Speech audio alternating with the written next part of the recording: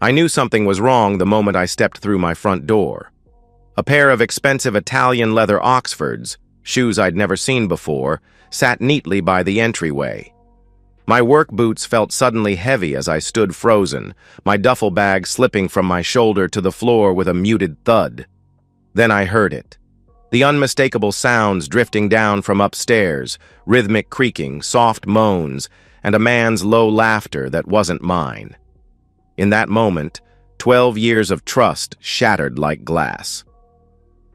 My name is Ethan McAllister.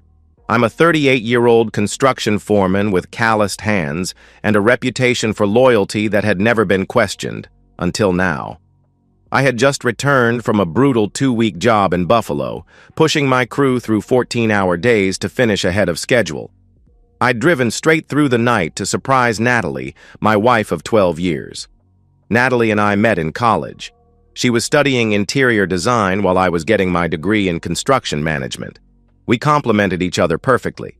She had the vision, I had the skills to build it. After graduation, we settled in our hometown, a quiet suburb outside of Pittsburgh. I joined my father's construction company, eventually taking over as foreman when he retired. Natalie built a respectable clientele as a real estate agent at Heritage Properties, the most prestigious firm in the county. For our wedding, I surprised her by building our bed frame by hand, quarter-sawn oak with hand-carved details that took me 6 months of evenings and weekends. She had cried when she saw it, running her fingers over the intricate patterns I'd carved just for her. "This is us," she had whispered. "Something built to last forever." Jake Simmons had been my best man at our wedding. We'd grown up next door to each other, shared the same kindergarten classroom, played on the same little league teams. When his mom died of cancer our sophomore year of high school, he lived with my family for months. We were brothers in everything but blood. When he divorced 3 years ago, I was the one who helped him move into the house 4 doors down from ours. I'd vouched for him to join my crew. I'd invited him to every barbecue, every holiday. Trusted him with my home keys when we traveled. There had never been a time in my life when I hadn't trusted Jake and Natalie completely. Until now. I stood in my entryway, processing the evidence before me with an eerie calm. My hands didn't shake as I set down my keys and reached for my phone. The rational part of my brain, the part that planned complex construction projects and solved logistical nightmares, took over. I needed proof. Not for myself, I already knew, but for what would come after. Silently, I ascended the stairs I had reinforced last summer, avoiding the third step that always creaked. The sounds from our bedroom grew louder, more frantic. I activated the video recording on my phone. The door was cracked open just enough. Through the gap, I filmed what no man should ever have to see. Jake Simmons, my lifelong friend, and my wife Natalie, naked and entwined on the bed I had crafted with my own hands. "God, I love you," Natalie moaned, words I thought belonged only to me. "When's the asshole coming back?" Jake grunted between thrusts. "Tomorrow night," she laughed. "We've got all day." Something cold and hard crystallized in my chest. I filmed for exactly 43 seconds, enough to capture their faces, their words, their betrayal in high-definition clarity. Then I stopped recording, saved the video, and sent a copy to my email for safekeeping. Only then did I kick the door open with enough force to crack the frame. What followed exists in my memory as a series of vivid, disconnected flashes. Jake's face, transitioning from ecstasy to shock to terror in the span of a heartbeat. Natalie's scream, my fist connecting with Jake's jaw with a sickening crunch. The spray of blood across our white duvet. Jake's pathetic attempt to fight back, my knee driving into his sternum, the sound of ribs cracking, more blood. Natalie shrieking, pulling at my shoulders, brushing her off like an insect. I wasn't a violent man. I'd been in exactly 3 fights in my life, all before the age of 20. But in those moments, I was something else entirely. Something cold and methodical and precise in my fury. When Jake stopped moving, I grabbed him by his hair, now matted with blood, and dragged his naked, semi-conscious body down the stairs. Each thump of his head against a step felt like justice. Natalie followed, wrapped in a sheet, screaming words I couldn't process. I pushed past the front door, dragging Jake's bloodied form across our manicured lawn to the mailbox. Mrs. Fenton across the street was watering her hydrangeas. She dropped her garden hose. Mr. Wu next door froze while retrieving his newspaper. Someone was already filming with their phone. I zip-tied Jake's wrists to the base of our mailbox post. From my work truck, I retrieved a can of bright orange spray paint we used for marking utility lines. Across Jake's chest and torso, I painted 2 words in large, unmistakable letters: homewrecker and coward. Only then did I address the small crowd that had gathered. "This man," I said, my voice unnaturally steady, "has been f***ing my wife in my bed for months. While I was working 80-hour weeks to provide for my family, he was destroying it." I held up my phone, showing the video I had captured minutes earlier. "Anyone want a copy? Post it wherever you want. I don't care anymore." Several neighbors stepped forward with their phones, and I calmly transmitted the video via AirDrop. Mrs. Fenton, a 60-year-old retired school teacher who had brought us a casserole when we first moved in, was the first to accept the transfer. The look of disgust on her face when she watched it told me everything I needed to know about whose side the neighborhood would take. When I turned back to our house, Natalie was standing on the porch, the sheet clutched around her, mascara running down her face. "Ethan, please," she begged. "Let me explain." I walked past her without a word, went upstairs, and packed a bag with mechanical efficiency. On my way out, I stopped in front of her. "I'll be back tomorrow with a police escort to collect the rest of my things," I said, my voice devoid of emotion. "Don't touch anything that's mine. And find somewhere else to sleep tonight, because if you're here when I return, what I did to him will look like a f***ing massage compared to what happens next." The look of terror in her eyes should have satisfied me. It didn't. Nothing would, I realized. Not yet. I checked into a hotel downtown and made 3 phone calls.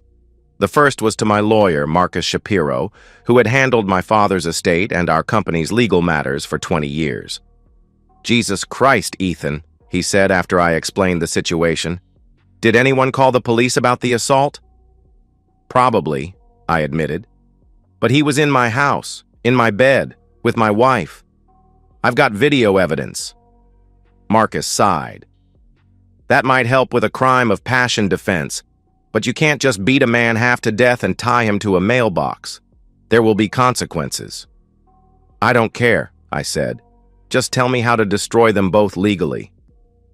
My second call was to my sister, Rachel. Unlike Marcus, she didn't lecture me about consequences. "I'm coming over," she said immediately. "Have you eaten anything?" "I'm not hungry." "I didn't ask if you were hungry. I asked if you'd eaten. I'm bringing food, and we're making a plan." My third call was to my crew supervisor, letting him know I'd be unavailable for a few days. I didn't offer details, but Tom's tone told me he already knew. News travels fast in small towns. "Take all the time you need, boss," he said. "The boys and I have got your back." Rachel arrived an hour later with containers of food I couldn't taste and a determination in her eyes that matched my own. "The video's already gone viral," she informed me, showing me her phone. "Someone posted it to Reddit and it's everywhere. People are calling you a hero for standing up to cheaters." I scrolled through comment after comment of support. Homecoming revenge was trending. My private humiliation had become public vindication. "I want them ruined," I told Rachel. "Not just embarrassed, destroyed." She nodded, her expression hardening. "Then let's get to work." The next week unfolded according to plan. Jake was hospitalized with 4 broken ribs, a shattered orbital socket, a broken jaw, and a concussion. When he was released, he returned home to find his house vandalized with the word cheater spray painted across his garage door. His car windows were smashed. Someone had mailed printouts of the bedroom video to his workplace. I filed for divorce immediately, citing adultery and including the video as evidence. Marcus advised me against pressing criminal charges against Jake for trespassing. It would complicate my defense if he pursued assault charges against me. But Jake never did. Perhaps he knew what public opinion would do to him if he tried to paint himself as a victim. Natalie attempted to call me 63 times in the first 3 days. I blocked her number. She sent emails begging for forgiveness, claiming it had been a mistake, a moment of weakness that turned into an addiction. I set up a filter to send her messages directly to a folder I never opened. Through mutual acquaintances, I learned she had been fired from Heritage Properties. Their morals clause was explicit, and the viral video had breached it spectacularly. No other real estate firm in the county would touch her. Jake fared no better. My construction company was one of the largest employers in town, and my father's connections ran deep. He couldn't find work within a 100-mile radius. His face, permanently asymmetrical from the beating, became instantly recognizable. People crossed the street to avoid him. I maintained my silence and focused on the next phase of my plan. 3 weeks after D-Day, Discovery Day as Rachel had labeled it, I filed a civil suit against Jake for alienation of affection, a rarely used but still valid tort in our state. Marcus was dubious about our chances, but I insisted. It's not about winning, I explained. It's about forcing him to hire an expensive lawyer he can't afford. It's about making him sweat through depositions where he has to explain in excruciating detail how long he's been my wife. It's about draining whatever resources he has left. The suit did exactly that. Jake had to liquidate his 401k to pay his legal fees. He put his house on the market, but no one wanted to buy the cheater house that had been all over the news. Eventually, he accepted an offer for 30% below market value. Meanwhile, my divorce proceedings moved forward with brutal efficiency. Natalie's lawyer, a young, overwhelmed public defender, was no match for Marcus. The judge, a stern woman in her 60s, watched the bedroom video with thinned lips and narrowed eyes. When Natalie's lawyer attempted to argue for an equitable distribution of assets, citing my excessive force against Jake, the judge shut him down. "Mrs. McAllister," she said, looking directly at Natalie, "I find your behavior reprehensible. You violated the sanctity of your marriage in your marital bed with your husband's closest friend. The court is not inclined to reward such conduct. The final divorce decree granted me the house, both vehicles, and all our joint savings. Natalie received her personal belongings and nothing more. She was also served with a restraining order preventing her from coming within 500 feet of me, my workplace, or my home. As we left the courthouse, Natalie attempted one last appeal to my humanity. "Ethan, please," she sobbed, her once immaculate appearance now haggard from weeks of stress. "Where am I supposed to go? How am I supposed to live?" I looked at her, really looked at her, for the first time since that day. The woman I had loved for 12 years, whose smile had once been my reason for working so hard, now seemed like a stranger. "You didn't just cheat on me," I said, my voice calm and deliberate. "You betrayed the man who would have died for you. You lit the match. I just made sure the whole house burned down." I walked away without looking back. Rachel, waiting by my truck, gave me a nod of approval. "It's done," I told her, "but I don't feel anything." "That'll come later," she promised. "Right now, we focus on rebuilding." 6 months passed. I sold our house, couldn't stand to sleep in that bedroom again, and bought a newer, larger place on the lake. I threw myself into work, taking on bigger projects and expanding the company into commercial construction. I started training for a marathon, running miles along the lakeshore each morning before dawn. Slowly, incrementally, I began to feel again. Not happiness exactly, but a kind of peace, a sense of justice served. Jake left town 3 months after the divorce was finalized. Last I heard, he was working construction in Idaho under a different name. his face still bearing the permanent reminder of his betrayal. The civil suit had been settled out of court, with Jake agreeing to pay me a nominal sum each month for the next decade. It wasn't about the money, it was about the monthly reminder of what he had done. Natalie's fall was more complex. Her parents, deeply religious people who had always adored me, cut her off completely. No one would hire her in real estate. She tried waiting tables at a diner 2 towns over, but customers recognized her from the video and harassed her until she quit. Her social media accounts became digital graveyards of desperate apologies and bitter accusations. Last Rachel heard, she was living with a cousin in Philadelphia, working night shifts at a gas station, her once perfect appearance diminished by stress and poverty. Sometimes I felt a twinge of guilt about the extent of her suffering. But then I would remember her words on that video. "When's the asshole coming back?" And the guilt would evaporate like morning dew under a harsh sun. 1 year after D-Day, Rachel convinced me to attend a fundraiser for the local children's hospital. She had been trying to get me to socialize again for months, concerned that my self-imposed isolation was becoming unhealthy. "You've punished them," she argued. "Don't let them punish you too." At the event, I met Olivia Chen, a pediatric surgeon with quick wit and zero patience for small talk. When someone attempted to introduce us by mentioning the video, she shut them down immediately. "I'm sure Ethan has more interesting aspects to his personality than being cheated on," she said, then turned to me. "Tell me about the lake house you're renovating instead." We talked about architecture and construction for 2 hours. She didn't once ask about Natalie or Jake or the viral video that had defined the past year of my life.